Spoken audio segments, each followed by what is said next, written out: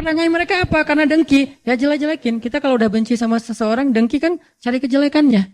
Makanya muncullah ayat wa idza ra'aitahum yakhuduna fi ayatina wa idza ra'aital ladzina yakhuduna fi ayatina fa'arid anhum. Kalau kalian melihat mereka memperolok-olok agama Allah, ayatnya, nabinya, syariatnya, hamba-hamba yang berimannya, maka tinggalkan mereka. Allah suruh kita tinggalkan, jangan berpihak sama mereka, apalagi nge-following, unfollow. Assalamualaikum warahmatullahi wabarakatuh.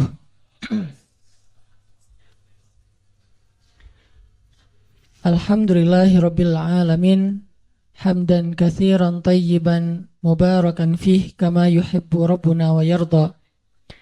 Asyhadu an la ilaha illallah wahdahu la syarikalah, lahul mulku wa lahul hamdu, yuhyi wa yumitu biyadihil khair wa huwa ala kulli syai'in qadir. Wa asyhadu anna Muhammadan abduhu wa rasuluhu la nabiyya ba'dah. Allahumma salli wa sallim wa barik ala sayyidina Muhammadin kama dzakarahu dzakirun al-akhyar. Wa salli wa sallim wa barik ala sayyidina wa habibina Muhammadin makhtalafal lailu wan nahar. Wa salli wa sallim wa barik ala sayyidina wa habibina wa nabiyyina wa azimina Muhammad wa ala al-muhajirin wal ansar. Nahmadullaha ta'ala wa huwal mahmud wa huwal hamdi ahl wa nashkuruhu wa huwal mashkur wa huwa lisyukri ahl. Rabbi syrah li sadri wa yassir li amri wahlul 'uqdatan min lisani yafqahu qawli. Teman-teman sahabat fillah yang selalu setia dan istiqomah untuk selalu hadir dalam tongkrongan ilmu kita di setiap Rabu malam. Mudah-mudahan Allah Subhanahu wa taala selalu memberkahi waktu dan usia teman-teman semuanya. Mudah-mudahan dimudahkan segala urusannya, diangkat derajatnya, dimuliakan dunia dan akhiratnya. Dan yang pasti disegerakan jodohnya. Kalau doa mah udah 5 tahun ya berdoa gitu ya. Tinggal eksekusi. Teman-teman semuanya, pada malam ini kita insya Allah akan membahas satu tema yang menurut saya ini penting sekali. Tema ini terkait nanti dengan banyak realitas dalam kehidupan kita, baik secara pribadi maupun secara masyarakat ataupun berbangsa. Mudah-mudahan dengan tema ini kita punya bahan berpikir, kita punya wawasan yang diambil dari referensi yang maha benar yaitu Al-Quran, dari referensi yang selalu benar yaitu Al-Hadis, agar wawasan ini bisa menjadi bahan berpikir. Kenapa? Karena anak muda itu saya pikir adalah masa yang paling baik untuk berpikir kemudian menentukan sikap. Dengan kritisnya, dengan logika yang tajamnya, dengan semangat atau spiritnya yang luar biasa, sehingga anak muda yang sedang memiliki potensi yang besar seperti ini, dan ini hanya sekali dalam hidup kita terjadi, yaitu di masa muda, syabab.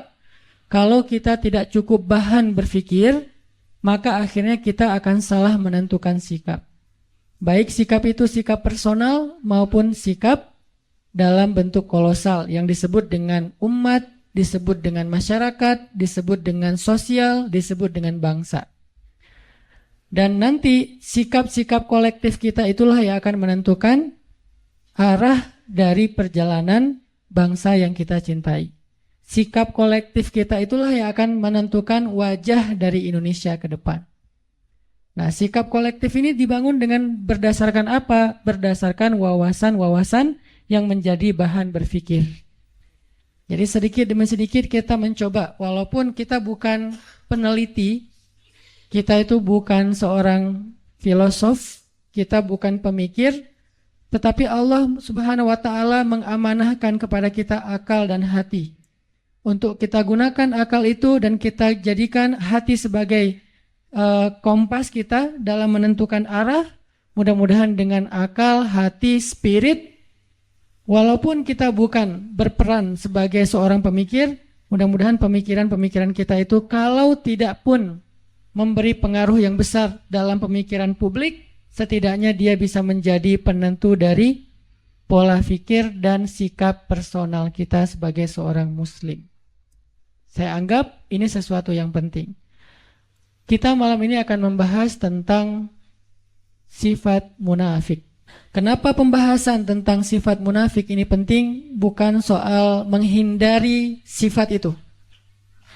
Karena kalau menghindari sifat itu, mudah-mudahan buat kita mudah. Kita nggak pengen jadi orang munafik.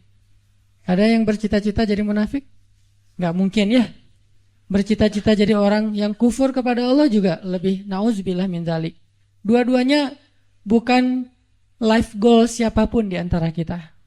Jadi tujuan kita membahas tentang sifat munafik bukan untuk sekedar terhindar dari sifat-sifat itu. Saya yakin di sini insya Allah nggak ada yang di dalam hatinya ada nifak, ada kemunafikan. Walaupun kita berusaha untuk terus menjaga diri agar terhindar dari sifat-sifat nifak atau kemunafikan. Dan kita membahas tema munafik juga bukan dalam rangka mau menjatuhkan satu orang ataupun satu golongan. Tetapi kita membahas sifat munafik yang lebih pentingnya adalah agar kita bisa menentukan sikap. Kita bisa menentukan sikap pribadi kita, siapa yang harus kita bela dan siapa yang harus kita hindari. Karena itu penting dalam kehidupan kita pribadi dan kehidupan kita berbangsa. Siapa yang kita harus bela dan siapa yang harus kita tinggalkan. Ini dalam kaidah syariah disebut dengan al-wala dan al-bara. Pernah dengar istilah itu? Wala dan bara. Wala dan bara dalam Islam itu termasuk pembahasan prinsip. Bukan masalah-masalah furu'iyah. Furu'iyah itu masalah tambahan dalam agama. Sehingga kalau dia pun berbeda satu dengan yang lain, tidak terlalu fundamental hasilnya. Tidak membuat seseorang menjadi kafir, tidak menjadikan seseorang langsung dijudge ahli neraka, tidak menjadikan seseorang langsung dijudge sebagai orang yang sesat. Kenapa? Hanya masalah furu', masalah tambahan dalam urusan syariah. Misalnya masalah ibadah sunnah, masalah-masalah yang sering diperdebatkan oleh ulama dalam khilafiyah mazhab.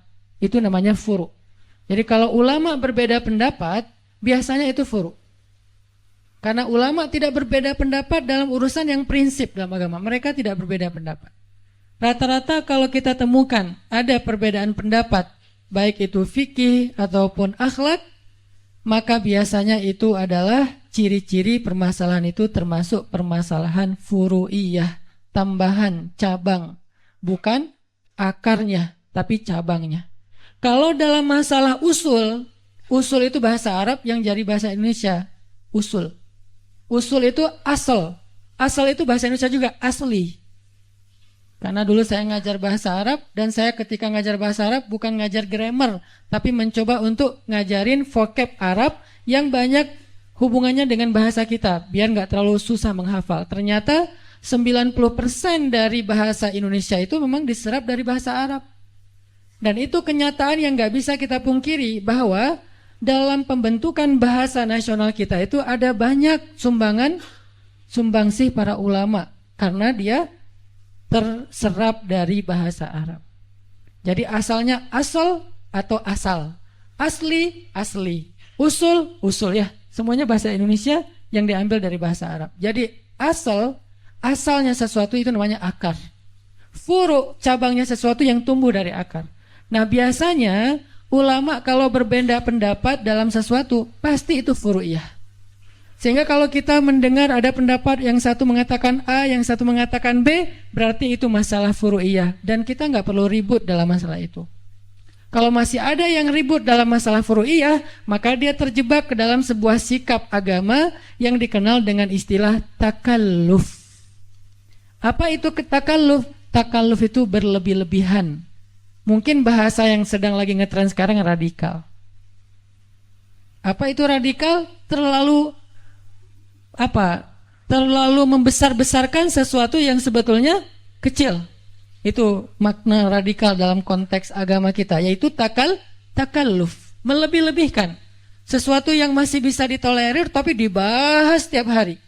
Seolah-olah itu menjadi prinsip agama. Seolah-olah yang melanggar itu langsung masuk neraka besoknya. Seolah-olah dia itu di neraka yang paling dalam. Seolah-olah dia yang paling celaka di muka bumi. Nah, ini namanya takalluf. Nah, ini radikal yang sebenarnya. Terlalu takalluf dalam urusan furu, dalam urusan mazhab. Sehingga sikap kita dalam perbedaan mazhab adalah respect, no judgment, menghargai pendapat yang berbeda. Jadi malam ini kita akan membahas salah satu yang usul, yaitu masalah kemunafikan. Ini yang pertama sekali Allah ceritakan di Al-Quran ketika Allah membuka surat Al-Baqarah. Walaupun surat Al-Baqarah itu turunnya belakangan, tetapi ditaruhnya di depan. Langsung setelah Ummul Kitab. Seolah-olah Al-Baqarah itu anak pertama. Karena Al-Fatihah ibunya kan? Ibunya Alkitab, maka anak pertamanya Al-Baqarah, anak sulung nih. Dan yang paling panjang di Al-Quran. Tapi sebagian besarnya Madaniyah, turunnya di Madinah, walaupun berangsur-angsur. Turunnya di Madinah, tapi kok ditaruh di awal? Saking pentingnya pembahasan yang ada di dalam surat Al-Baqarah. Sampai sebagian ulama mengatakan Al-Baqarah itu sepertiga syariah. Jadi siapa yang bisa mengamalkan surat Al-Baqarah, bukan menghafal, mengamalkan surat Al-Baqarah, dia sudah mengamalkan sepertiga dari agama. Jadi siapa yang bisa mengamalkan Al-Baqarah, maka dia sudah mengamalkan sepertiga dari agama. Dan tahukah kita bahwa Umar ibn Khattab itu mengamalkan surat Al-Baqarah butuh waktu 13 tahun. 13 tahun mengamalkan Al-Baqarah, bukan ngafal. Kalau ngafal buat mereka gampang. Bahkan di antara mereka ada yang ngafal 1 juz itu dengan sekali dengar langsung hafal. Berarti 1 jam 1 juz. Itu pemecah rekor paling dahsyat. 1 juz 1 jam. Kalau di zaman kita mungkin paling cepat 1 juz 1 hari. Itu juga udah jenius banget. Tapi sahabat menghafal 1 juz lebih 1 lembar, yaitu surat Al-An'am 1 jam. Sekali dengar. Dan 1 jam itu bukan hafalan pertama. Kalau di teman-teman teras tahfiz pasti ngerti lah. Hafalan pertama itu kan yang penting udah hafal, cuman gak lancar, belum bisa di store kan. Belum mutkin gitu. Itu sekali dengar 1 jam mutkin. Dan ukuran mutkinnya gak ada 1 huruf pun yang salah. Gak ada 1 huruf pun yang salah. Siapa dia? Abdullah ibnu Mas'ud. Yang mendengar surat Al-An'am diturunkan kepada Nabi, Nabi bacakan, dia dengar, sekali dengar langsung kata dia, ya Rasulullah saya sudah hafal. Kata Nabi, ya Abdullah coba kamu baca. Dibaca dalam keadaan menghafal, gak ada 1 huruf pun yang salah. Itu bukan mutkin lagi, udah copy paste itu. Kita kadang-kadang copy paste aja masih ada yang ketinggal, komanya, emotikonnya gak kebawa gitu kan ya. Ini benar-benar dahsyat. Ternyata bukan itu masalahnya. Kenapa Umar kok mengamalkan Al-Baqarah 13 tahun? Bukan soal hafalannya, bukan soal membacanya. Ngamalin 1 ayat demi 1 ayat sampai dawam. Butuh 13 tahun mengamalkan Al-Baqarah. Saking luar biasanya surat Al-Baqarah. Sehingga Allah Subhanahu wa taala menyebutkan dan meletakkan Al-Baqarah menjadi surat pertama setelah Al-Fatihah. Bisa dibilang dia adalah surat-surat pembuka di dalam Al-Quran. Lalu ketika kita membaca surat Al-Baqarah, maka prolog atau mukaddimah dari kepalanya surat Al-Baqarah, headline-nya surat Al-Baqarah itu adalah langsung Allah berbicara tentang 3 golongan manusia. Di awal kita buka Al-Baqarah langsung Allah bicara tentang 3 golongan manusia. Golongan pertama, mukmin, ada di ayat 1-5. Berapa ayat? Cuman 5 ayat. Lebih efektifnya lagi, 4 ayat. Karena alif lam mim itu termasuk ayat mutasyabihat yang tidak ada yang tahu artinya selain Allah. 5 ayat berbicara tentang orang mukmin. Kemudian, golongan kedua, orang yang kafir. Artinya orang yang ingkar kepada Allah Subhanahu wa taala, enggak percaya dan tidak beriman. Berapa ayat? Cuman 2 ayat. Ayat 6 dan ayat 7. Beres itu Allah bicara tentang orang munafik dari ayat 8 sampai ayat 16. Berapa ayat? 9 ayat. Dari ayat 8 sampai ayat 16. 9 ayat bicara tentang orang munafik. Apakah sudah selesai? Belum. Sisanya Allah kasih contoh-contoh orang munafik di banyak ayat di Al-Baqarah, di banyak surat, di sisa-sisa surat yang lainnya. Dan kalau Allah udah bicara tentang orang munafik, kesan emosionalnya tuh kelihatan banget di ayatnya. Allah kalau bicara tentang orang kafir, kesannya flat. Kalau bicara tentang orang mukmin, rahmah. Allah tuh sayang banget sama mereka. Kalau Allah bicara tentang orang munafik, Allah itu kayak emosi banget tuh. Disebutin orang munafik tuh gini, kalian harus hati-hati ya, kalian harus hati-hati. Jadi Allah itu kayak khawatir banget kita terhadap perangai dan kejahatan orang munafik. Allah kalau bicara tentang orang kafir itu hanya bicara tentang surga neraka, bicara tentang kehancuran mereka. Tapi kalau bicara orang munafik, isinya adalah kalau kita mau bikin poinnya, wahai orang hamba-hambaku yang beriman, hati-hati sama mereka. Itu intinya. Makanya saking Allah pengen kita hati-hati dengan orang munafik, penjelasan orang munafik di Al-Quran itu tuh detail banget. Contohnya tuh banyak banget. Kenapa? Karena mereka lebih bahaya daripada orang-orang kafir. Dalam perangai, perilaku, gangguan, dan siasat mereka kepada orang yang beriman. Makanya kita diajarkan di Al-Quran bukan ayat tentang permusuhan. Ini bukan ayat perpecahan, ini bukan ayat permusuhan. Kalau kita menuduh bahwa membahas tentang munafik itu berarti memunculkan permusuhan, berarti kita menuduh Al-Quran memunculkan permusuhan. Padahal sebagian besar dari ayat Al-Quran itu banyak berkisah tentang orang munafik. Kenapa? Biar kita hati-hati. Biar kita menghindar, jangan sampai kita masuk golongan ini. Kenapa? Orang kafir itu masuk neraka. Orang munafik jadi kayu bakarnya neraka. Innal munafiqina fid darkil asfal. Asfal itu bahasa Arab yang jadi bahasa Sunda. Aspal. Karena orang Sunda nggak bisa, siapa bilang itu fitnah ya. Jadi asfal tempat paling bawah yang diinjak-injak. Bahasa kitanya aspal. Masa bisa aja sih Ustaz? Benar. Jadi asfali minan nar, aspalnya neraka. Maksud aspalnya neraka, dasarnya neraka. Yang paling bawah, udah nggak ada lagi di bawahnya apa? Gorong-gorong atau apa? Enggak. Udah, paling bawah itu adalah aspal udah. Berarti yang disebut dengan aspal, bahan bakarnya, kayu bakarnya dibuat dari bukan kayu bakar, batu. Karena bahan bakar api neraka itu adalah batu. Waquduhan nasu wal hijarah. Bahan bakarnya adalah manusia dan batu. Manusia yang dimaksud di dalam ayat ini siapa? Innal munafiqina fid darkil asfali minan nar, na'udzubillahi min dzalik. Ini sehingga tanpa kita sadari mungkin kita nggak termasuk orang munafik, tapi begitu kita berwala kepada orang munafik, membela orang munafik, berpihak sama orang munafik, mendukung kegiatan-kegiatan kemunafikan, maka kita masuk dalam golongan itu. Dan ini yang bahaya nih. Bukannya kita menjadi munafik, kita tetap sholat, tapi kita mendukung kemunafikan. Kita tetap puasa, tetapi kita membela kemunafikan. Kita tetap bayar zakat, tetapi kita berpihak kepada kemunafikan. Ini bahaya nih. Karena sholat, puasa, dan zakat kita adalah ritual. Tetapi wala dan barok kita justru kepada musuh-musuh Allah Subhanahu wa Ta'ala.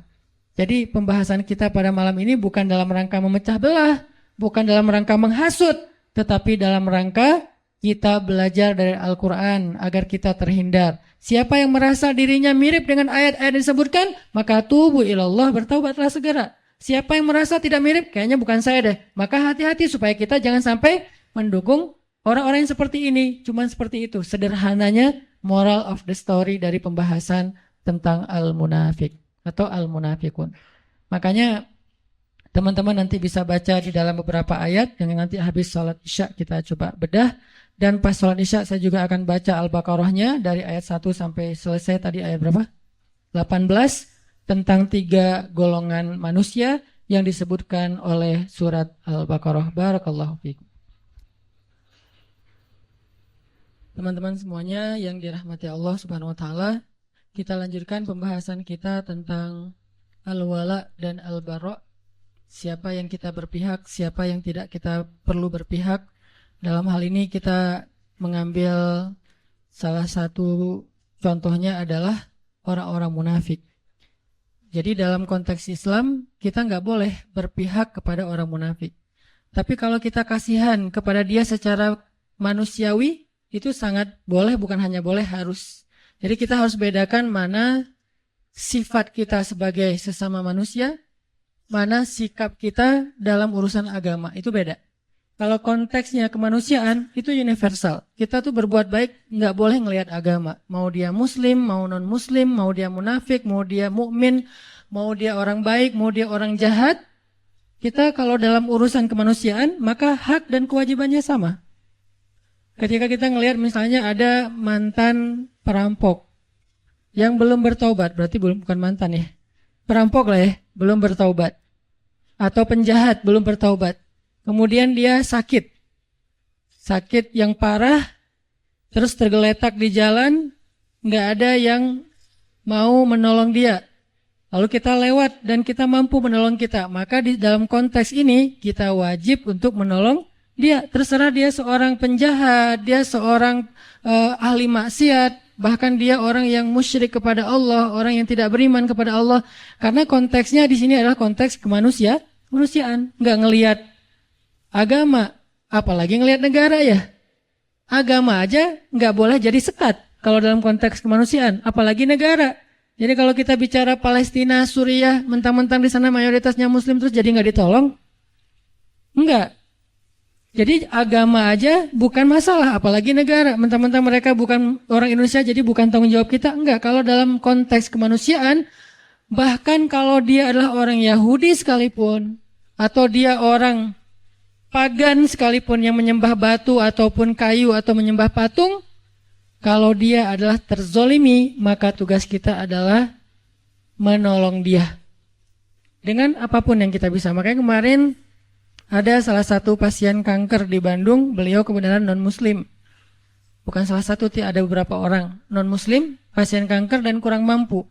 Kemudian karena istri megang beberapa proyek sosial untuk pasien kanker yang kurang mampu, akhirnya kita ambil pasien ini, kita coba asistensi ke dokter sampai beres pengobatannya, operasinya.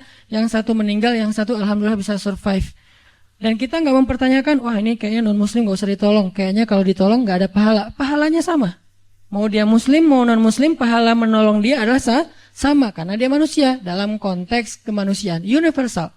Ini tidak ada perdebatan di antara ulama. Dalam konteks muamalah juga kayak gitu. Kaidahnya adalah tidak ada kezoliman. Konteks muamalah misalnya jual beli, kita bekerja di sebuah perusahaan yang di situ tuh ada muslim, ada non-muslim, maka ini universal dengan syarat tidak mengganggu batasan-batasan syariah agama kita. Kalau itu terganggu, maka nanti akan ada pengecualian. Misalnya kita nggak dibolehin pakai hijab di situ, pasti ada pengecualian. Misalnya kita di situ dipaksa untuk minum khamar seperti yang kerja di Jepang misalnya.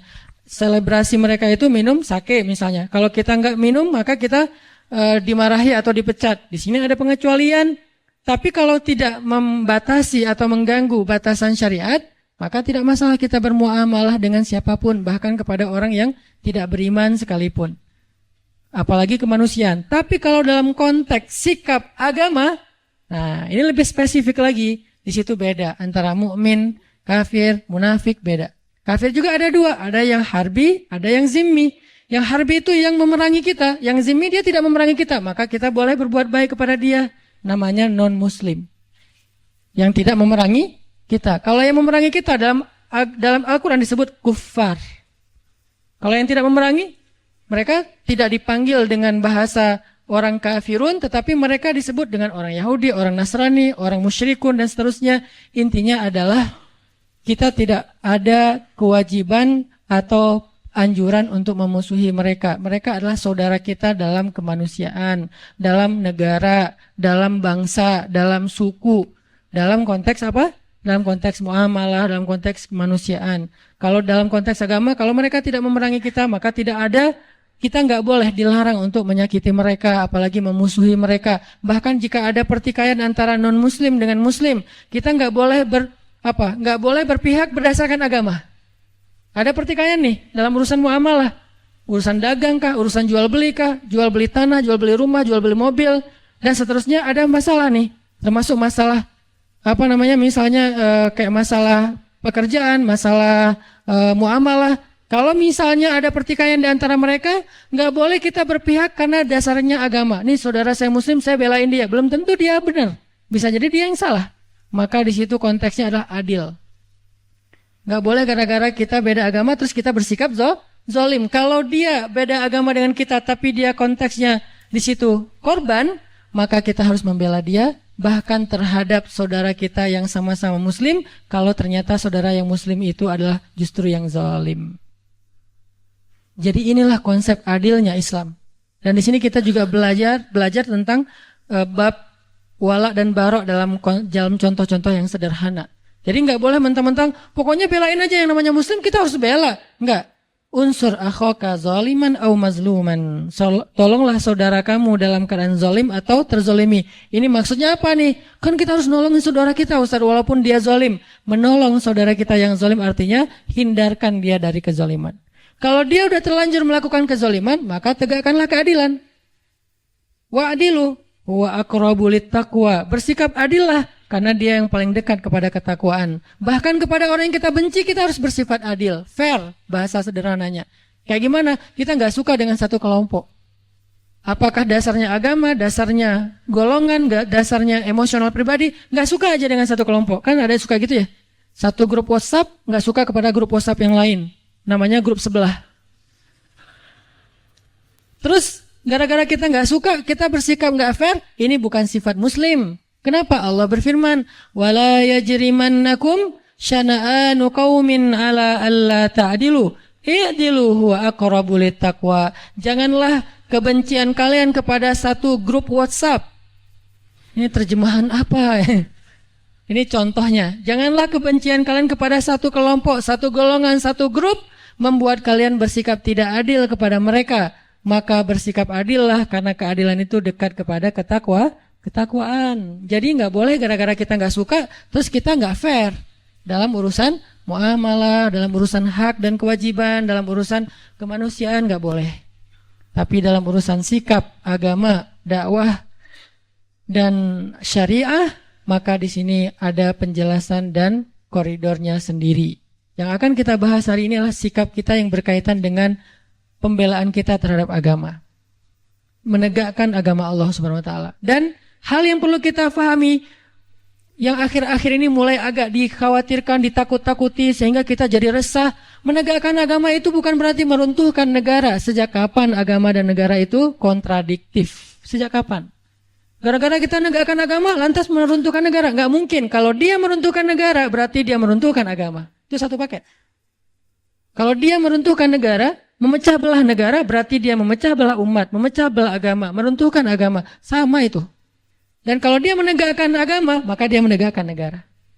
Karena satu paket, nggak bisa dipisahkan. Siapa yang berbuat rusak di muka bumi, maka dia telah melanggar ayat Allah Subhanahu wa taala, yufsiduna fil ard. Mereka merusak di muka bumi, walakin la yash'urun. Cuman mereka nggak ngerasa. Jadi Allah menyuruh kita untuk islah, memperbaiki, imarah, membangun, bukan justru merusak. Jadi nggak mungkin orang yang pengen menerapkan agama dalam konteks pribadinya berarti jadi masalah dalam sebuah tatanan negara, itu nggak mungkin. Kalau dia memahami agama itu secara komprehensif, bukan parsial. Tapi kalau dia memahami agama secara parsial, mungkin aja. Maka solusinya adalah apa? Pelajari agama secara lebih dalam. Bukan dihindarkan dari belajar agama ya. Kalau kita dilarang untuk belajar agama, berarti kita dibiarkan untuk awam tentang kebenaran. Ketika kita nggak ngerti tentang konsep kebenaran, maka kita akan bisa saja menjadi masalah dalam sebuah lingkungan, masyarakat, dan bangsa. Justru kita nggak mau itu terjadi. Belajarlah agama supaya punya konsep kebenaran. Dan konsep kebenaran agama, apalagi Islam, adalah konsep yang sangat rahmatan lil alamin. Lalu apa yang membuat orang takut belajar Islam? Kalau setelah belajar Islam dia menjadi rahmah bagi alam semesta. Sekarang kita buat program dakwah lingkungan, yaitu dengan less waste. Itu adalah syariat Islam. Jangan berpikir less waste itu hanya masalah isu lingkungan, isu climate change dan segala macam. Bukan. Ini bukan masalah lingkungan, bukan masalah alam, bukan masalah ozon. Ini masalah agama. Sehingga ketika ini saya coba presentasikan kepada para ustadz-ustadz bangun negeri, mereka semuanya sepakat ini tuh masalah agama. Lalu saya tanya, kenapa dakwah nggak pernah mengangkat isu ini? Oh ya, kita baru ngeh sekarang. Ya udah yuk kita angkat isu ini, isu lingkungan. Biar orang lihat Islam itu bukan cuma narasi ibadah. Islam itu bukan cuma sholat 5 waktu, walaupun itu wajib dan tidak ada perdebatan tentangnya. tetapi dia belum komprehensif, dia masih parsial. Terlalu zoom in-nya kedekatan. Coba zoom out lagi deh. Ketika kita zoom out tentang Islam, kita akan melihat hal-hal yang lain yang luar biasa tentang Islam. Makanya kalau kita pengen menjadi solusi bagi bangsa, pengen jadi kebaikan bagi bangsa, bahkan bagi manusia, bahkan bagi alam semesta, maka belajarlah agama. Makanya kita perlu belajar tentang sifat munafik agar kita tidak terjebak di dalam sifat ini. Saya nggak tahu, mungkin suatu saat di antara teman-teman yang hadir sekarang akan jadi pejabat kah suatu hari nanti? Akan jadi seorang penguasa kah? Mungkin di sini ada yang calon presiden tahun 2000 sekian yang kita nggak tahu ya. Tiba-tiba presiden 2050. Ustadz, saya dulu mah jamaah latif. Wah, Masya Allah ya. Kan kita nggak ngerti kan? Jadi ketika nanti antum diberikan amanah kekuasaan oleh Allah, baik itu dalam bentuk jabatan maupun dalam bentuk eksistensi di tengah-tengah masyarakat, public figure, maka kita jangan sampai tanpa sadar terjebak mengambil sikap orang munafik. Dan itu bahaya banget.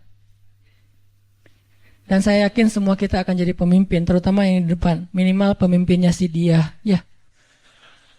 Kita memimpin keluarga dengan sikap orang munafik, bahaya. Apalagi memimpin masyarakat, lingkungan, sosial, jangan, bahaya. Memimpin masjid aja, kita harus tahu dulu mana wala dan mana barok. Kalau nggak kacau. Memimpin RT, RW. Nah, balik lagi kepada pembahasan tentang Al-Baqarah dan Al-Munafikun. Al-Baqarah dan Al-Munafikun, ini rata-rata kalau kita baca di Al-Quran, suratnya itu semuanya atau hampir semuanya surat Madaniyah. Rata-rata surat yang membahas tentang orang munafik itu surat Madaniyah. Apa arti surat Madaniyah? Atau ayat Madaniyah? Sebagian besar jawabannya surat dan ayat yang turun di Madinah. Itu? Ternyata bukan. Surat Madaniyah bukan surat yang turun di Madinah. Surat Madaniyah surat yang turun setelah hijrah. Ayat Madaniyah bukan ayat yang turun di Madinah, tapi ayat Madaniyah ayat yang turun setelah hijrah. Kalau dia turun di Mekah tapi setelah hijrah, namanya Madaniyah, bukan Makkiyah. Jadi bukan soal tempat, tapi fase dakwah, periodisasi dakwah. Yang turun setelah hijrah semuanya Madaniyah. Mau dia turun di Madinah, mau turunnya di Bani Quraidah, mau turunnya di Khaybar, mau turunnya di misalnya Mekah ketika terjadi perjanjian Hudaibiyah, semuanya Madaniyah. Walaupun turunnya bukan di kota Madinah. Jadi ukurannya adalah peristiwa hijrah. Makanya hijrah ini menjadi sesuatu yang penting dan berharga dalam Islam. Sampai dia menjadi nama penanggalan dalam Islam, tahun Hijriah. Kenapa nggak diambil peristiwa yang lain yang besar juga? Ada Bi'sah, awal Nabi dapat wahyu, namanya tahun Bi'sah 1, Bi'sah 2, Bi'sah 3. Sehingga kita nggak tahu tahun Hijriah, tahunnya tahun Bi'sah, yaitu dapat wahyu pertama. Kenapa nggak Isra Mi'raj, peristiwa yang besar kan, sampai naik ke langit ketemu dengan Allah, sehingga disebut dengan Mi'raj 1, Mi'raj 2, Mi'raj 3, sekarang tahun Mi'raj 1400 sekian Mi'rajiyah misalnya. Kenapa enggak Mi'raj? Kenapa enggak perang Badar? Badar 1, Badar 2, Badar 3. Kenapa enggak wafatnya Nabi? Wafat Nabi 1, wafat Nabi 2, seperti agama yang lain setelah wafatnya Nabi mereka. Kenapa hijrah?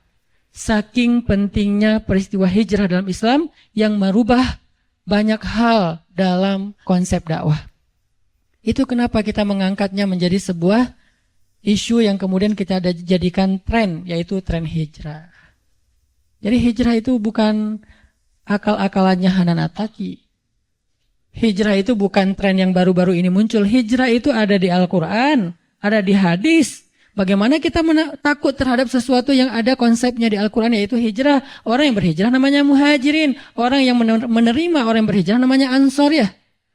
Salah satu cita-cita kita ke depan apa? Mempersaudarakan Viking Bobotoh sama The Jack.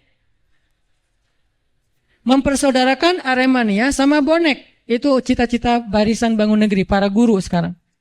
Kita persaudarakan 4 supporter bola terbesar di Indonesia. Ikonnya supporter bola. Kalau berhasil mu'akhad bainal Viking wa The Jack wa baina Aremania wa Bonek, berarti dakwah ini luar biasa. Lewat apa? Lewat hijrah. Alhamdulillah dulu teman-teman motor kan lewat hijrah juga. Kita akhirnya berubah dari yang disebut awalnya orang nyebutnya geng motor, kemudian menjadi ormas. Di dalamnya ada divisi dakwah. Kemudian kita belajar Islam bareng-bareng. Kemudian banyak yang bertobat. Kemudian akhirnya gerakan teman-teman dari XTC, Moonraker, Brigas, GBR ngapain? jadi panitia ta'lim, kan bagus kan?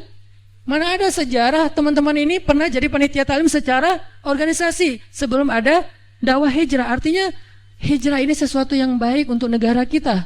Banyak mengubah hal. Ke depan kita akan lihat 4 supporter bola untuk bersaudara. Setelah bersaudara jadi apa mereka? Satu jadi muhajirin, satu jadi ansor. Siapa muhajirin, siapa ansor? Yang tandingnya tandang muhajirin, yang tandingnya kandang ansor. Nanti ketika muhajirin yang tandang datang ke kota lawannya, disambut dengan tola al-badr. Kan seru ya? Kebayang nggak nyambut dejak di Padalarang gitu ya? Mereka datang bertruk-truk gitu, disambut di Padalarang, tola al-badru alaina. Wah, saya di depan tuh pakai mic. Vokalisnya saya sama Ebit Tala'al badru alaina. Itu perilaku ansor. Bukankah itu kebaikan? Berarti hijrah teh. Gara-gara ada hijrah, ada muhajirin, ada ansor. Terus apalagi perilakunya? Ansor yu'thiruna ala anfusihim walau kana bihim khasasah. Mendahulukan muhajirin daripada dirinya walaupun dia butuh kepada sesuatu itu. Silakan teman-teman jejak masuk duluan, kita belakangan ke stadion.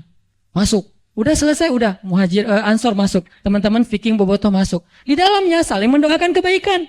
Semoga kalian menang. Enggak, kalian aja yang menang. Kan seru ya? Ini nih, baru namanya hijrah. Itu tuh cita-cita saya banget dari dulu. Pelan-pelan saya membangun network, membangun basis sosial, membangun bargaining supaya punya agreement yang cocok dengan level-level tertentu. Pelan-pelan sekarang masuk. Alhamdulillah teman-teman di Jakarta mulai dekat dengan Bung Ferry. Di kita di sini ada Mang Yana. Pelan-pelan suatu saat nggak ada lagi adegan pembunuhan, pengeroyokan, kezoliman yang kayak sering kita lihat baik di The Jack maupun di Bobotoh sama-sama punya korban. Nggak ada lagi, yang ada saling mendoakan. Semoga kalian menang, kalian aja. Akhirnya rame lagi gara-gara itu ya. Saling mendoakan kebaikan. Ternyata gara-gara saling mendoakan, fair, nggak ada yang menang. Seri, asal tanding di sini seri, asal tanding di Jakarta seri. Yang lain baru kita doakan yang berbeda. Artinya kayak luar biasa gitu. Nanti pas pulang dianterin, dikasih bekal, bawain apa misalnya, sebutlah oleh-oleh Bandung, khas Bandung gitu kan ya. Buah-buah yang ranum atau apalah gitu kan. Bawain peyem kayak apalah. Bawain bala-bala, banyakin cengeknya, kasih. Kan biar gregetan gitu kan. Wah Masya Allah, karena saya makan bala-bala gak ada cengek, gak ada rasanya. Pas kita ke Jakarta dibawain apa, ondel-ondel atau apalah sama teman-teman. Ini semuanya adalah karena hijrah. Itu tuh goal dari program hijrah kita, bukan sekedar ngaji. Ngaji ini adalah cara kita untuk mengupgrade kapasitas spiritual dan wawasan. Tapi praktek sesungguhnya dari hijrah itu adalah behavior, perilaku kita. Baik itu perilaku personal maupun perilaku sosial. Perilaku sosial itu tadi mu'akhad, persaudaraan antara kita. Dan itu udah terjadi di Bandung dengan ikonnya anak-anak motor. Itu bukti bahwa hijrah itu ternyata solusi untuk bangsa. Kenapa kita malah takut? Aneh kan? Logikanya harus kita asah lagi nih. Dengan apa mengasah logikanya? Dengan Al-Quran, dengan hadis Rasulullah SAW. Berarti kalau ini menjadi solusi untuk bangsa, berarti Rasulullah itu orang yang sangat berjasa bagi bangsa kita. Karena Rasul yang udah ngajarin tentang konsepsi hijrah ini kepada kita, yang konsep itu lalu saya convert, saya terjemahin bersama dengan para guru untuk menjadi program sosial. Berarti Rasul berjasa banget. Rasul berjasa untuk kita sejak dulu. Nanti berjasa lagi di padang mahsyar. Kita pikir udah selesai urusan kita sama Nabi. Belum selesai. Satu-satunya urusan dengan manusia yang dibawa sampai ke akhirat, itu cuma Nabi loh. Kita dengan pasangan kita aja udah beres. Memang sehidup semati, tapi tidak sehidup lagi. Sehidup lagi udah pisah. Ketemu lagi di surga ya kalau masuk surga dua-duanya. Kalau salah satu di surga yang salah satu di neraka, na'udzubillah min zalik, maka dia akan dipasangkan lagi dengan pasangan yang sesuai dengan dia. Na'udzubil, kan gak rela banget ya. Udah di neraka, terus dia selingkuh gitu kan ya. Jangan sampai. Makanya kalau dua-duanya di surga, balik lagi bareng. Makanya Rasul itu berjasa untuk kita bukan cuma di dunia teman-teman, sampai di padang mahsyar. Satu-satunya manusia yang teman-teman bisa lihat di YouTube beberapa booster saya tentang Rasulullah yang paling sibuk di akhirat, yang paling sibuk mengurus orang lain itu cuma satu orang, Nabi Muhammad SAW.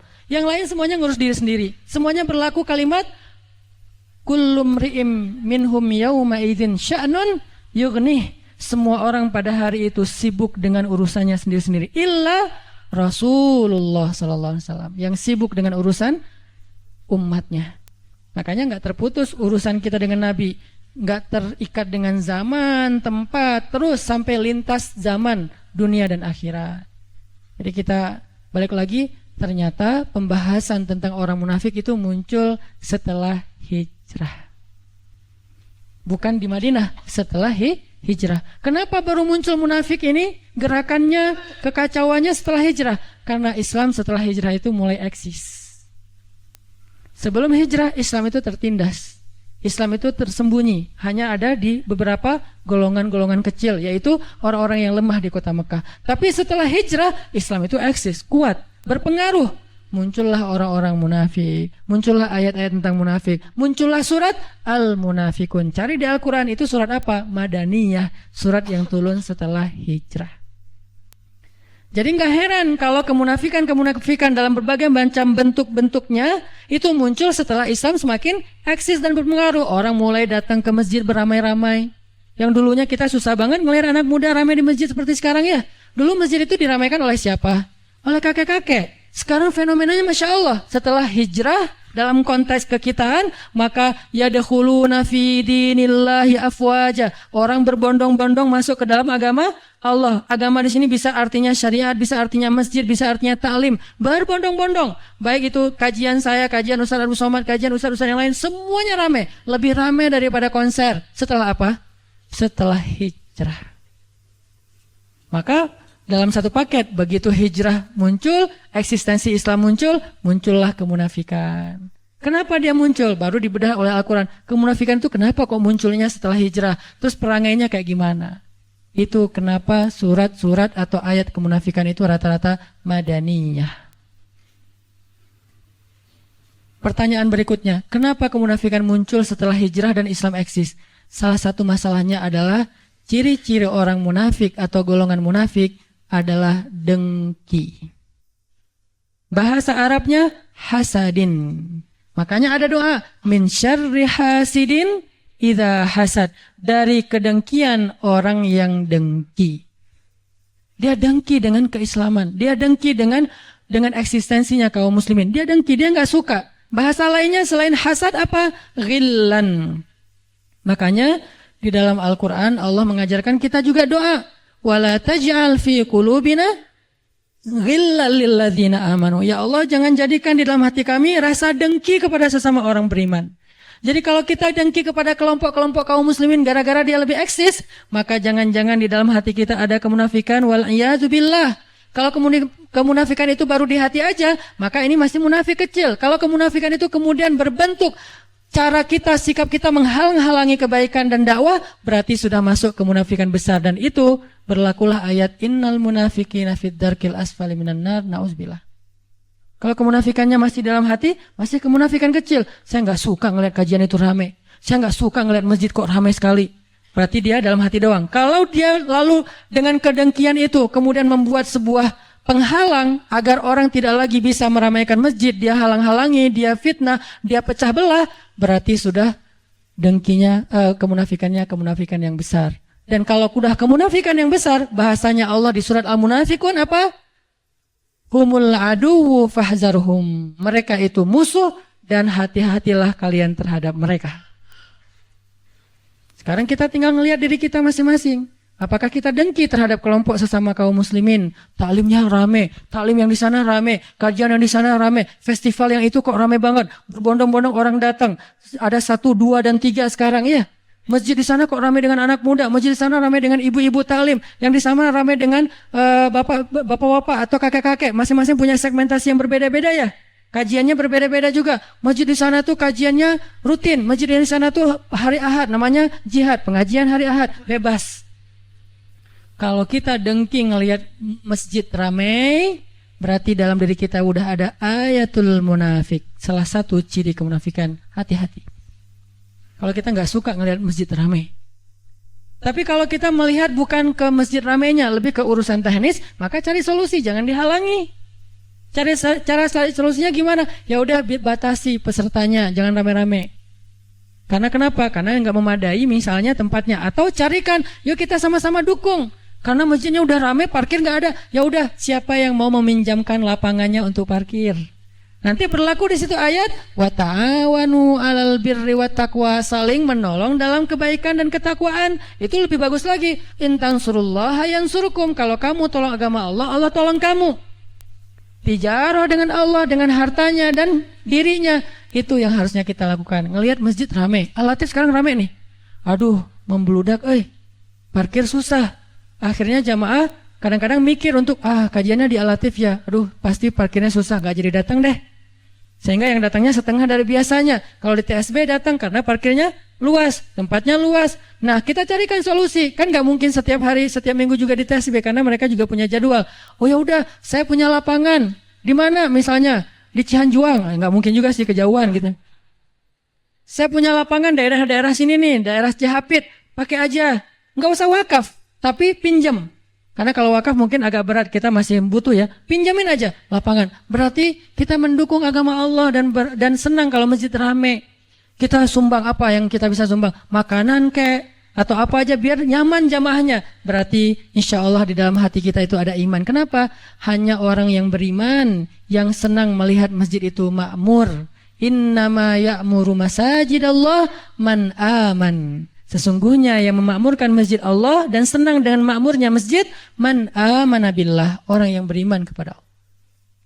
Tapi kalau kita dengki dengan dakwah, dengki dengan ta'lim, dengki dengan kajian, dengki dengan public figure yang bisa membawa banyak massa, crowd event, dengki dengan masjid yang semakin ramai, berarti jangan-jangan fi qulubihim marad, di hati mereka ada penyakit. Kalau penyakit itu nggak segera kita obati dengan istighfar dan taubat, maka Allah mengancam dengan kalimat fazadahumullahu marada. Allah tambahkan lagi itu penyakitnya sehingga dia semakin jauh dari Allah. Salah satu ciri kemunafikan dengki, nggak suka. Karena kedengkian itulah mereka suka mencela, suka menghina. Wa idza laqul ladzina amanu qalu amanna wa idza khalau ila syayatinihim qalu inna ma'akum innama nahnu mustahzi'un. Suka membicarakan orang yang beriman di belakang mereka. Suka mencari-cari kekurangan orang yang beriman, mencari-cari kekurangan dakwah, dihalang-halangin, dirintang-rintangin, dicari sesuatu yang bisa menjelek-jelekan mereka. Ini adalah karena kedengkian. Sehingga akhirnya perangai mereka apa? Karena dengki, ya jelek-jelekin. Kita kalau udah benci sama seseorang, dengki kan cari kejelekannya. Makanya muncullah ayat wa idza ra'aitahum yakhuduna fi ayatina wa idza ra'aital ladzina yakhuduna fi ayatina fa'arid anhum. Kalau kalian melihat mereka memperolok-olok agama Allah, ayatnya, nabinya, syariatnya, hamba-hamba yang berimannya, maka tinggalkan mereka. Allah suruh kita tinggalkan, jangan berpihak sama mereka, apalagi nge-following, unfollow. Kalau penasaran, lihat aja pakai akun yang satunya. Jangan follow. Jadi tinggalkan di sini tuh unfollow. Ada di grup, left group. Tapi dengan baik. Kalau orang yang di dalam grup tadi menurut kita dia berbuat sesuatu yang nggak nyaman dalam urusan agama, kita tinggalkan grupnya. Tapi kita nggak boleh ninggalin orangnya. Kita hanya meninggalkan perangainya, tidak meninggalkan orangnya. Kalau orangnya suatu saat butuh, kita boleh menolong dia. Bahkan harus. Jangan mentang-mentang dia pernah menghina agama Allah, terus kalau dia butuh kita nggak nolongin dia, nggak, tetap kita tolongin kalau kita mampu. Siapa yang menolong? Yang paling dekat dengan dia hubungannya. Al-akrab summal akrab. Adil ya, fair ya. Dalam urusan kesalahannya kita nggak mau ikutan. Tapi dalam urusan kebutuhan manusiawinya kita akan menolong dia. Itu fair banget. Itulah rahmatan lil alamin. Itu Islam. Bukan ditinggalkan sama sekali. Itu ekstremis. Bukan juga berpihak banget sama dia. Itu namanya cari muka. Atau dia labil nggak punya sikap. Islam itu wasaton, tengah-tengah.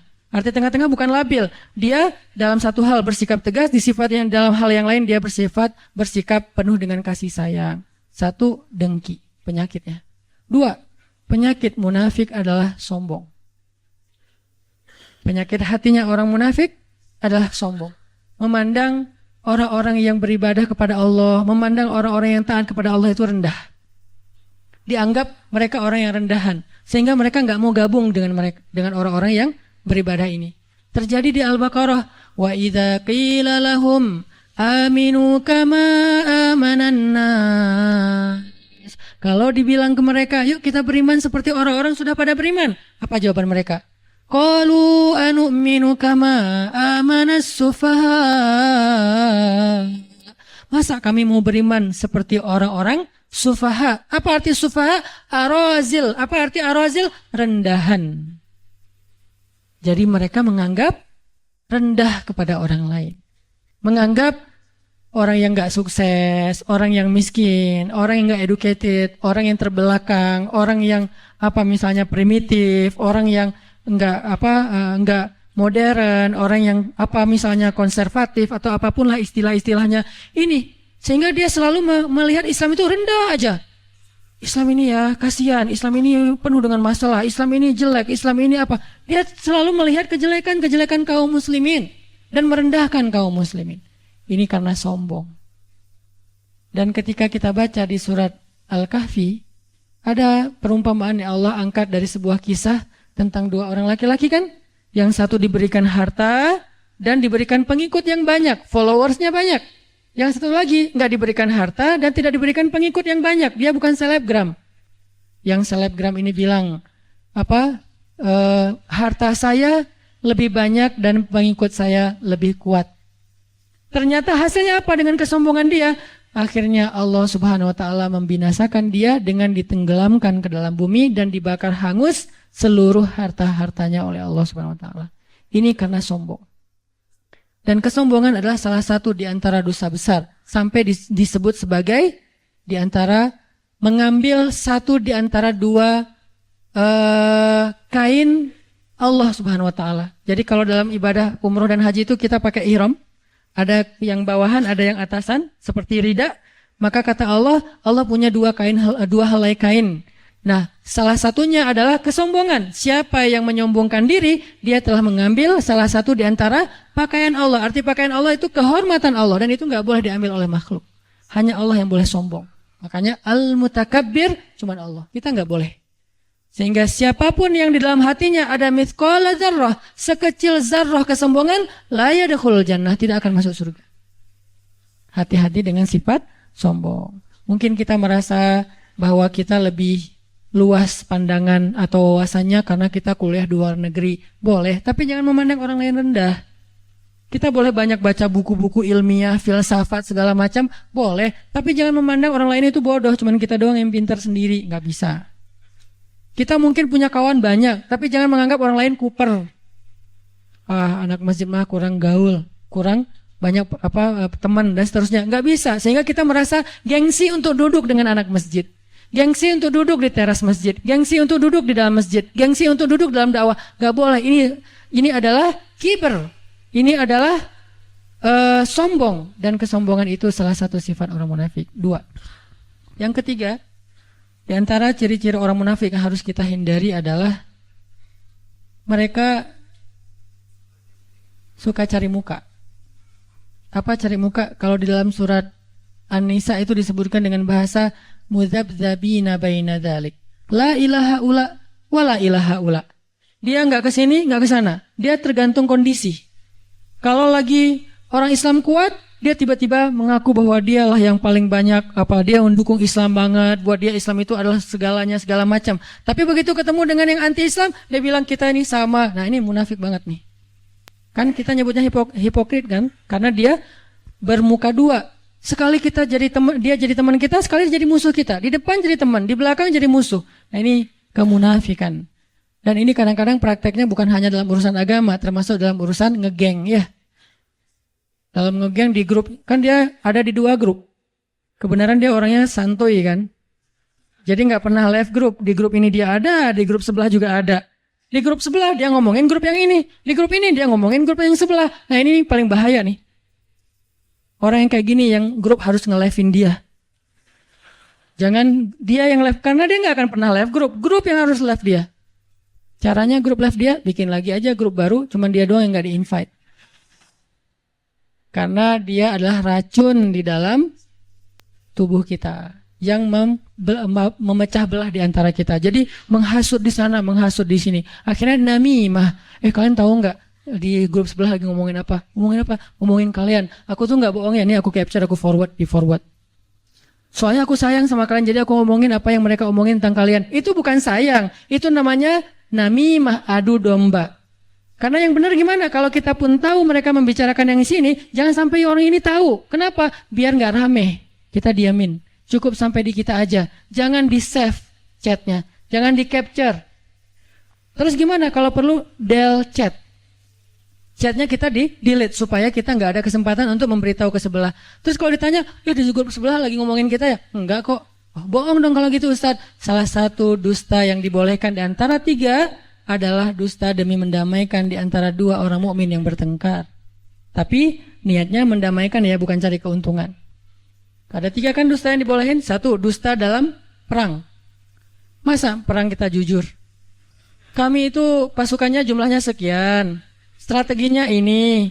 Jadi kalian siap-siap ya, nanti kita ketemu ya. Di mana ketemunya? Sherlock dong. Nah, ini perang atau janjiannya. Dalam perang, kata Nabi, al-harbu khida. Perang itu tipu muslihat. Jadi kalau dalam peperangan orang berbohong, menipu musuh, itu sesuatu yang dibolehkan. Emang harusnya kayak gitu. Masa mau jujur? Saya orangnya nggak bisa bohong. Kalian mau nanya apa? Nggak bisa. Bohong. 2, mendamaikan di antara mukmin yang bertengkar ya, bukan mukmin yang lagi baik-baik aja terus kita bohong, enggak, lagi bertengkar. Yang 3, berdusta untuk masa lalu terhadap pasangan halal. Dengan niat mau bertaubat dan melupakan, bukan modus pengen balikan. Ketemu di reuni, buka puasa bersama, pasangan kita nanya pas pulang, kenapa sih dia tadi ngeliatin kamu terus? Biasa, mantan pacar. 10 tahun loh kita pacaran, Pak. Itu nggak boleh. Aku kan orangnya jujur, Pak. Nggak ada yang ditutup-tutupin. Nggak boleh. Itu jujur yang membinasakan. Jujur yang berdosa. Nggak boleh jujur. Terus gimana? Nggak. Mungkin dia kayak lagi pangkling aja ngeliat kok aku udah nggak pakai kacamata misalnya atau apalah ya. Bilang apa aja. Tapi dengan niat kita nggak akan balikan. Bukan jadi modus. Kalau modus, innallaha alimun bidzatis sudur. Allah lebih tahu isi hati. Nah, orang munafik itu suka mencari muka. Sekali ngomongnya A, sekali ngomongnya Z. Pertama dia menghina kita, tapi di sisi lain dia memuji kita. Ini maunya apa sebetulnya? Nah ini nih nggak bisa dipegang orang kayak gini. Dia harus jelas keberpihakannya kemana. Tapi dia nggak perlu mencela siapapun. Saya jelas keberpihakan saya, tapi saya nggak suka mencela dan saya nggak suka terlibat dalam debat di sosial media. Jarang teman-teman ngelihat saya berdebat di sosial media. Kenapa? Buat saya perdebatan di sosial media itu tidak produktif, kecuali argumentatif ya. Karena ada juga perdebatan yang argumentatif, dia menjelaskan gagasan, oke itu bagus. Tapi kalau perdebatannya bentuknya saling membuli, ngapain? Sesama mukmin kita membuli.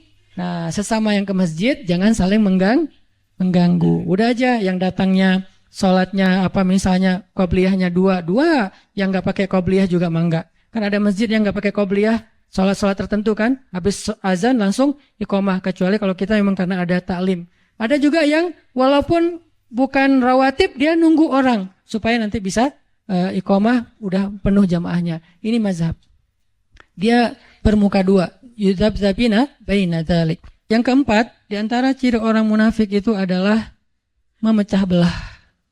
Wa idza qila lahum la tufsiduna fil ard qalu innama nahnu muslihun.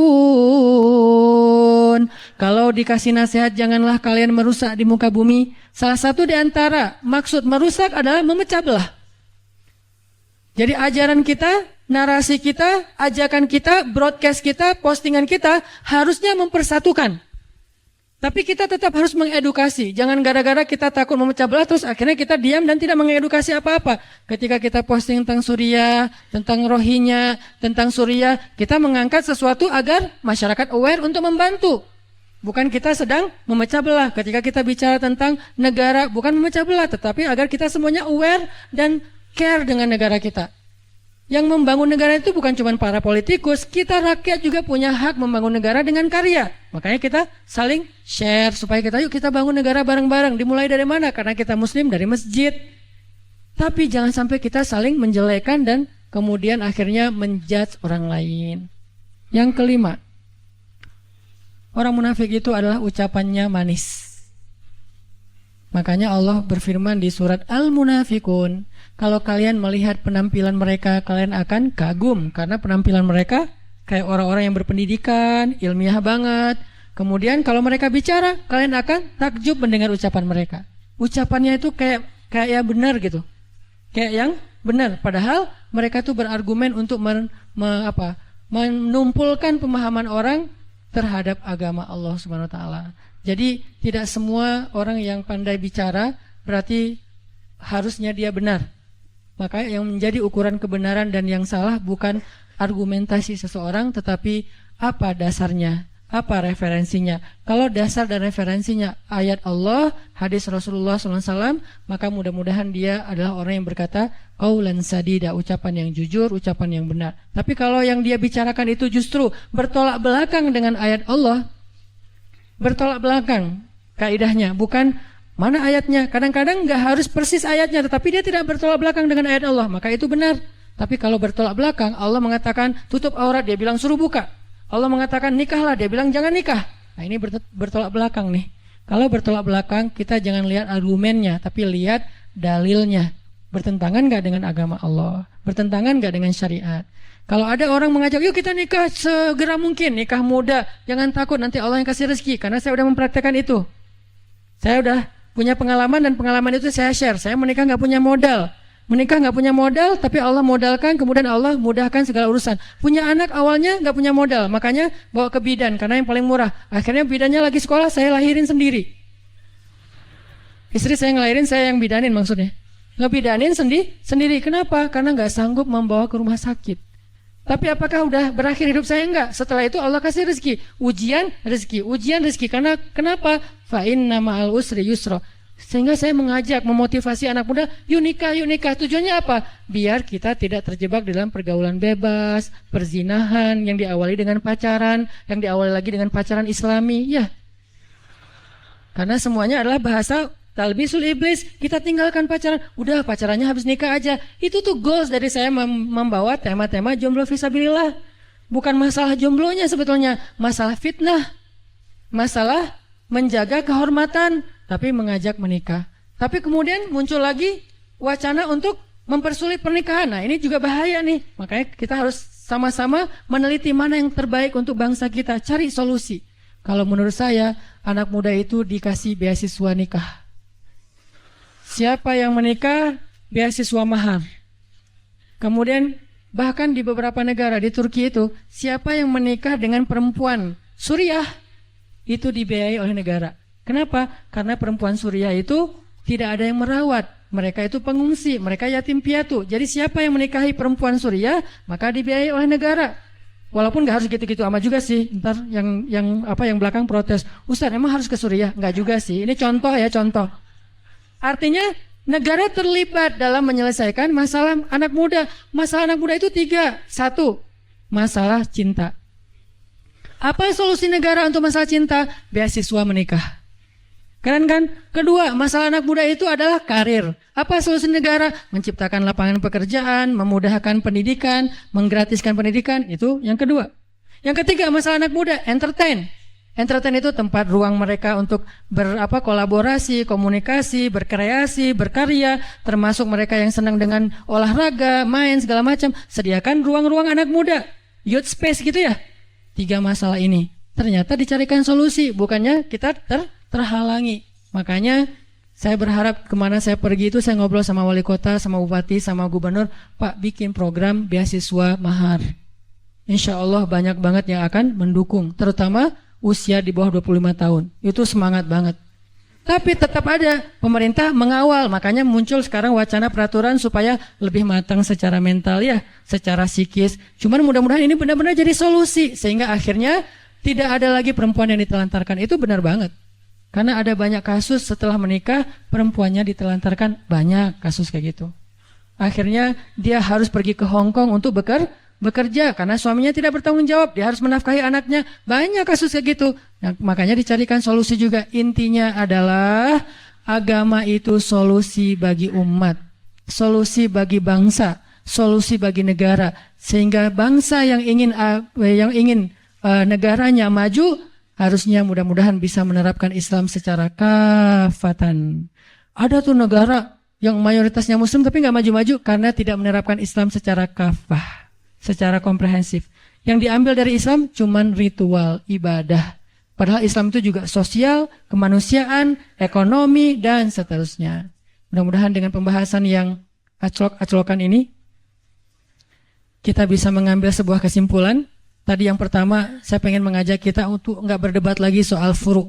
Saya menghargai teman-teman dari Madinah yang berpendapat masalah tekstual syariah, tapi saya juga berharap teman-teman Madinah hargai lulusan Kairo yang berpendapat kontekstual. Kita punya dua pandangan yang berbeda yang menjadi akar perbedaan pendapat fikih. Rata-rata kayak gitu. Saya, Ustadz Abdul Somad, dan beberapa ustadz yang lulusannya dari Kairo biasanya pendapatnya kontekstual. Tapi teman-teman yang rata-rata dari Mekah Madinah biasanya berpendapat tekstual. Dan itu baik, dua-duanya baik. Ada pendapat dan dalilnya yang sama bahkan. Tinggal saling menghargai satu. Dua, kita harus belajar tentang Islam secara komprehensif. Biar kita nggak terjebak di dalam ritual saja. Seolah-olah kalau udah hijrah masuk masjid, udah selesai urusan kita, enggak. Kita harus peduli dengan keluarga kita. Peduli dengan tetangga kita. Peduli dengan lingkungan dan masyarakat kita. Walaupun tidak harus peduli tentang mantan kita. Jadi kita peduli kepada sosial. Mantan gimana pedulinya? Suruh orang lain aja yang peduli. Kita fokus dengan diri kita supaya bisa move on. Yang ketiga, pelajarilah sesuatu yang buruk supaya kita bisa menghindarinya, bukan supaya kita melakukannya. Makanya seorang ulama bernama Ibnul Musayyab mengatakan, orang semuanya belajar masuk surga, sedangkan saya belajar tentang neraka. Semua orang belajar tentang surga, gimana biar bisa masuk surga duluan tanpa hisab segala macam. Tapi saya belajar tentang neraka agar saya bisa menghindarinya. Jadi kita kadang-kadang belajar tentang sifat orang yang beriman, tapi kadang juga kita belajar tentang sifat orang munafik agar kita bisa terhindar dari sifat kemunafikan. Barakallahu fikum. Mudah-mudahan Allah cabut kedengkian dari hati kita, kesombongan dari hati kita. Jangan sampai kita menjadi termasuk orang-orang yang menghalang-halangi jalan Allah, menghalang-halangi agama Allah, menghalang-halangi dakwah di jalan Allah Subhanahu wa taala. Yasudduna an sabilillah. Mereka menjadi batu sandungan di jalan Allah Subhanahu wa taala. Mudah-mudahan kita tidak termasuk golongan tersebut dan mudah-mudahan Allah Subhanahu wa taala membimbing kita agar kita menjadi orang yang mu'minuna haqqa, mukmin yang sebenar-benarnya. Barakallahu li wa lakum. Wassalamualaikum warahmatullahi wabarakatuh.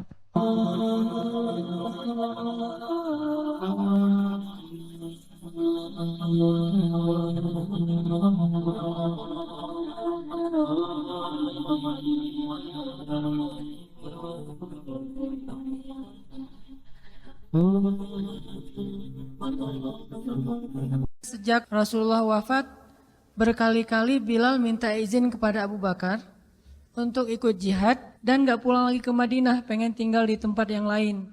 Udah gak kuat lagi berada di Masjid Nabawi. Karena orang yang dia cintai telah wafat.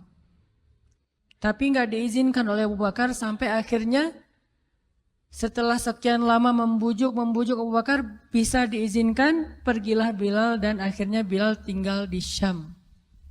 Kalau sekarang Suriah. Di sanalah Bilal menikah. Jadi selama ini dia asik dengan cintanya kepada Rasulullah sehingga nggak sempat mikirin pernikahan. Baru berangkat ke Syam, sampai di Syam Bilal menikah di sana.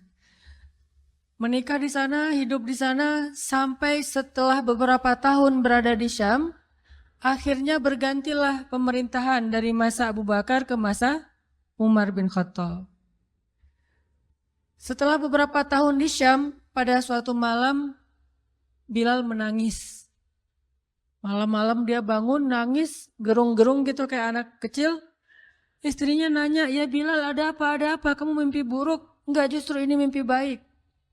"Mimpi apa?" "Aku mimpi ketemu dengan Rasulullah SAW." Dan Rasulullah bersabda, "Siapa yang melihat aku dalam mimpi, berarti dia melihat aku dalam kenyataan." Aku bertemu dengan Rasulullah di dalam mimpi dan Rasulullah berkata, "Ya Bilal, kami rindu kepadamu. Sudah lama engkau tidak mengunjungi kami ya Bilal." Setelah bangun dari mimpi itu, Bilal semakin rindu kepada Rasul, merasa bersalah udah lama gak menjenguk Rasulullah. Akhirnya Bilal pun memutuskan untuk, kalau bahasa kita mah umroh, memutuskan untuk ziarah ke makam Rasul. Berangkat Bilal dari Syam, umroh ziarah ke makam Rasul. melihat Bilal masuk lagi ke kota Madinah, penduduk Madinah itu berasa seperti hidup lagi di zaman Rasul.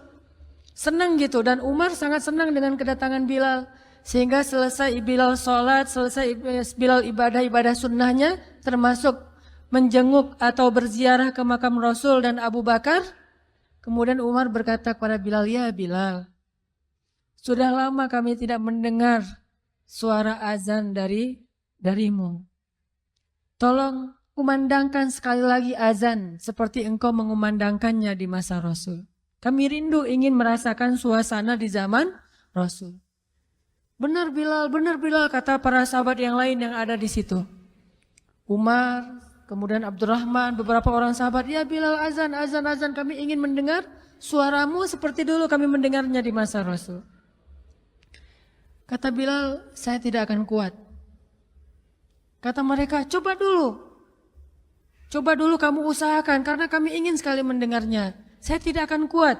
Cobalah wahai Bilal demi kami supaya kami bisa semangat lagi dalam beramal soleh mengikuti perjuangan Rasulullah.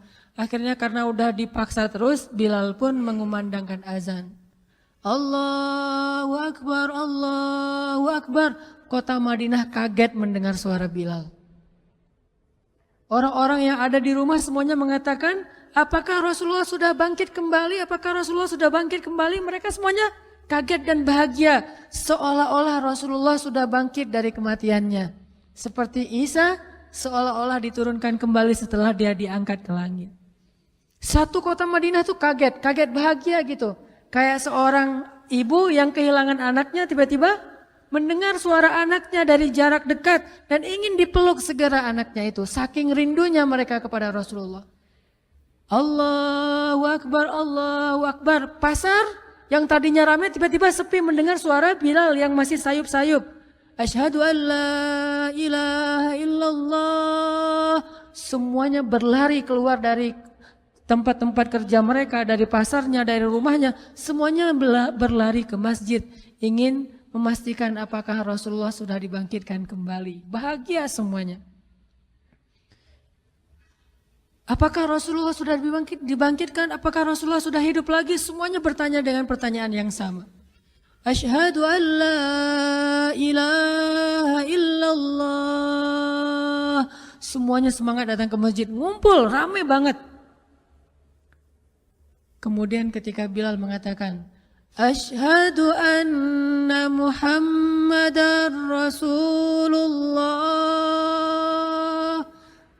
Asyhadu anna. Gak sanggup lagi Bilal, berhenti di situ. Kemudian Bilal menangis dengan suara nangis yang luar biasa kerasnya.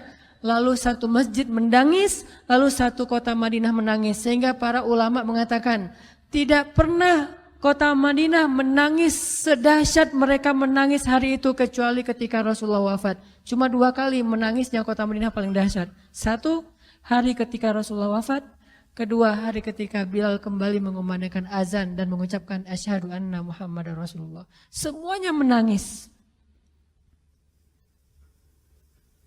Semuanya merasa kehilangan Rasulullah. Semuanya merasa bahwa mereka ingin kembali di zaman ketika Rasulullah masih hidup. Lalu mereka bertanya setelah semuanya selesai menangis, "Ya Bilal, kenapa kamu tadi menangis?" Kata Bilal, "Dulu biasanya kalau saya selesai mengumandangkan azan, saya akan datang ke hujrahnya Rasul." Hujrah Rasulullah itu kamarnya Rasul, rumah kecilnya Rasul. Selesai azan saya akan datang ke rumahnya Rasulullah dan memanggil, "Ya Rasulullah, as-salah, as-salah." Rasulullah nggak keluar sampai mendengar suara Bilal memanggil beliau secara khusus. Udah selesai azan, Bilal manggil Rasul, "Ya Rasulullah, as-salah, as-salah." Baru Rasulullah keluar dengan wajah berseri-seri. Sekarang bagaimana saya akan memanggil Rasulullah sedangkan Rasulullah sudah bersama kekasihnya yaitu Allah Subhanahu wa taala. Menangis lagi satu masjid, satu kota Madinah. Pokoknya hari itu adalah hari berkabung sekota Madinah. Hari menangisnya kota Madinah, saking rindunya mereka kepada Rasulullah. Bagaimana dengan kita ketika mendengar suara azan dan muazin mengucapkan nama Rasulullah Sallallahu Alaihi Wasallam? Di situ kelihatan apakah kita mencintai Rasulullah lebih dari apapun juga setelah Allah Subhanahu wa taala. Kalau tidak, Fatarabbasu, hati-hati. Kalau tidak, fatarabbasu, tunggu aja. Na'udzubillah min dzalik, berarti masih ada kemunafikan dalam hati kita. Bagaimana kita, apakah hati kita merasa gemetar, bergetar ketika kita mendengar suara seseorang mengatakan Muhammad sallallahu alaihi wasallam, Rasulullah sallallahu alaihi wasallam. Apakah hati kita bergetar seperti bergetarnya hati seorang kekasih ketika mendengar suara kekasihnya, nama kekasihnya disebutkan?